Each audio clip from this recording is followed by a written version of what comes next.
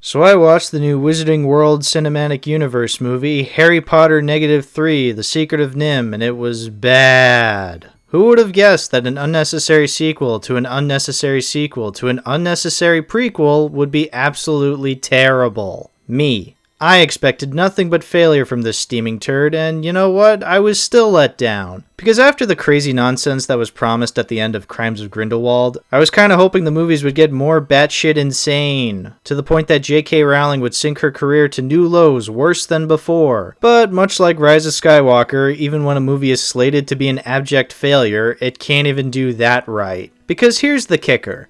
I don't remember a damn thing about Secrets of Fumbledore. I can't remember one line of dialogue, nor the name of any of the new characters. Hell, I can't even pinpoint any scene that downright infuriated me beyond comprehension. I'm not kidding when I say this film went through one ear and out the other and didn't leave a smidgen of brain damage. And to be honest, I'm a little upset. Like, yeah, I was expecting it to be bad, but I was kinda hoping it would be insultingly bad. But it wasn't. It was just boring. And that to me really puts into perspective how atrocious these movies are. This is a franchise so desperate to keep the name of Harry Potter relevant. But ironically, outside of J.K. Rowling mucking up her own legacy all on her own, these movies are also increasingly making Harry Potter less beloved as the years go by. Now, I never really grew up as a die-hard fan of Harry Potter. I never read the books and I barely watched the movies. Even still, it was so ubiquitous that I still ended up being exposed to it all anyway. I have seen all 8 Harry Potter films, and even at their worst, I still find things to like in them.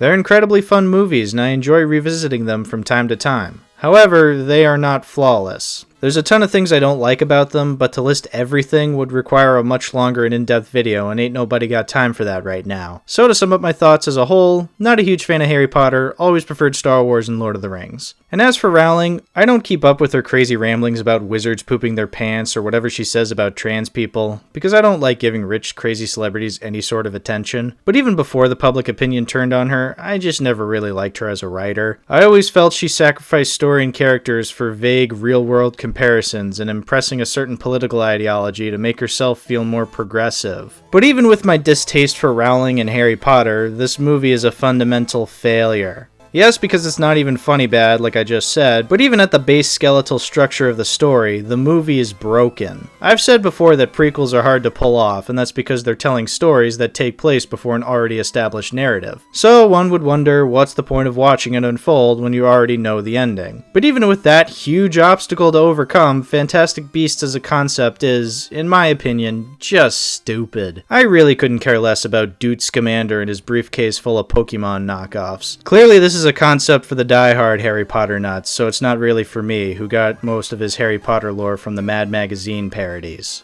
But also, Eddie Redmayne is such a lifeless actor, and he brings nothing to this bland main character. I personally have no idea why anyone would want to follow this guy as a main vessel for your franchise, but some people do. I guess some people find charm in watching this bowl of corn puffs try to catch rejected Maleficent creatures in 1920s Wizards of Waverly Place world. Which is why the first movie has its fans, and that's fine. I have no problems believing people like the first movie as a cute spin-off, but then Warner Brothers and Rowling decided to turn it into a franchise, and make it more about the politics of the wizarding world and setting up future events that turn into the era we know from Harry Potter. And guess what? It all sucks. Nobody cares about the political allegories of the wizarding world representing ours. Nobody cares about the world of Harry Potter before Harry Potter. And if it wasn't obvious with Crimes of Grindelwald, even though it was, it's even more obvious with this new movie that there is nothing interesting about this franchise. The writing is some of the worst I've seen in a movie this big. Every scene is devoted to establishing the wizarding world, but for the worst. You know how in the original Harry Potter movies we got to see the wizarding world unfold with every movie because we were seeing it from the perspective of Harry? It made this universe seem vast and interesting, while also seeming a little frightening. It's not the greatest world building, quite sloppy in some regards, but there was an attempt to make it interesting and whimsical. Well, with these new and more adult movies, the wizarding world is just politics. Every scene is devoted to the characters talking about the political workings of the wizarding world and how tumultuous it all is. Because if there's anything I want to watch, it's a fantastical universe that reminds me of the harsh realities of the real world. Now I want to make myself clear here. When I complain about this movie having politics, it's not solely because politics are present. See, what a lot of people on both sides always forget is how to word their frustrations. A lot of people complain by saying, keep politics out of media, whether movies or shows or video games or whatever. To which big-brained individuals rebuttal with, but everything is political. But both seem to misunderstand the bigger problem here. Like, sure, politics in media is nothing new. To an extent, yes, every piece of media has some element of subtext and allegory sprinkled within. But here's my stance. The problem isn't politics itself,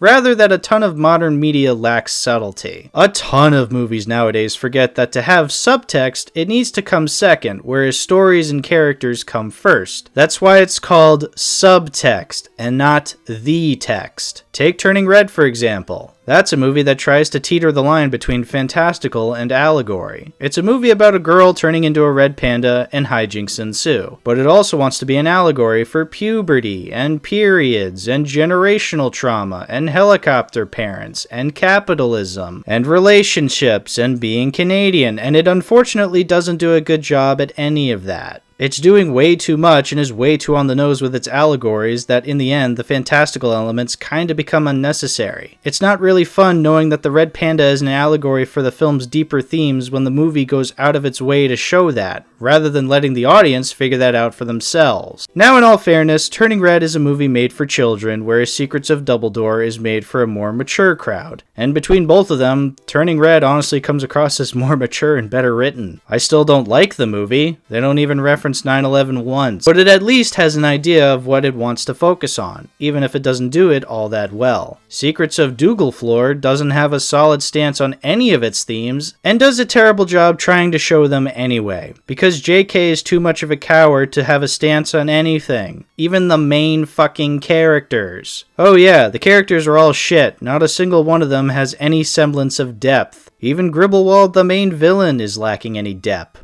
Get it? 'Cause he used to be played by Johnny Depp, but then he got fired because he got abused by Amber Heard. Kinda funny that an actor can get fired from their job for something they didn't do, and then the writer of the same movie says some awful shit and gets writing credit anyway? Double standards, what's that? Anyway, yeah, all the characters are dog shit. Even Dumbledore, who should be the most interesting character. Not only is he a carryover from the original good movies, but he's also the title character for this fucking movie. And yet he's so bland and uninteresting and boring. And that's because Rowling doesn't actually care about Dumbledore. Otherwise, she would have actually written him to be a compelling gay character. But she doesn't. Sure, Drusselstein explicitly says he's in love with Grendel cakes. Well, not in China or Russia. This movie's got to make its money back somehow. But yeah, after years of not explicitly saying it, Doodle Dudes admits that he was once in love with a man and wants to have gay sex with a man. This would seem pretty progressive if this movie actually came out in 1920. But it's not. It means nothing. Dumbocorn being homo amounts to nothing, because it means nothing to JK. She doesn't actually care about Dookie Doodles being gay, she just wanted clout for doing the bare minimum when it comes to writing diverse characters. I'm not saying that him being gay would have amounted to anything anyway, but that's the only angle he had in this franchise. Being a gay wizard in this supposedly tumultuous period should make Dumbledore the character with the most agency. Hell, the fact that his former lover is the main villain should be a hell of a lot more interesting. But that's the magic of the Fantastic Beasts movies. They allude to much cooler shit, but don't actually deliver anything substantial. So yeah, that's all I got on this movie. I would have loved to have gone scene by scene detailing everything wrong with this film, but as I said, I'm running on fumes trying to even remember what actually happened. But before I go, there is one thing I wanted to mention that really angered me about this film.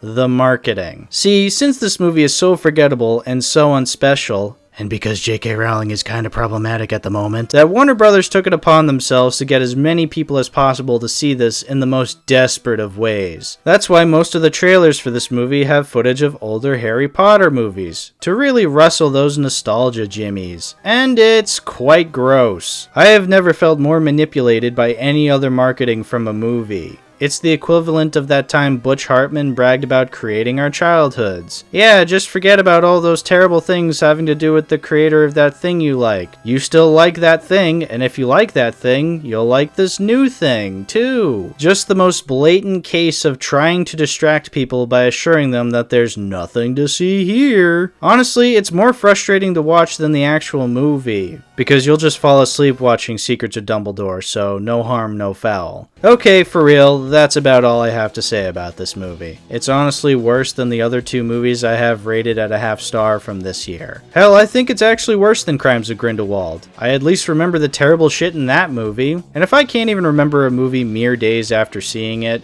then it will definitely have no lasting impact of any kind. So thanks for watching, and be sure to check out other movies released in April instead of Secrets of Dumbledore. Just to name a few: Everything Everywhere All at Once, Sonic 2, The Northman, The Bad Guys, and Morbius. Yes, really, you are more likely to get a cinematic experience from Morbius than you are from this movie. I mean, it did sell 1 trillion tickets after all.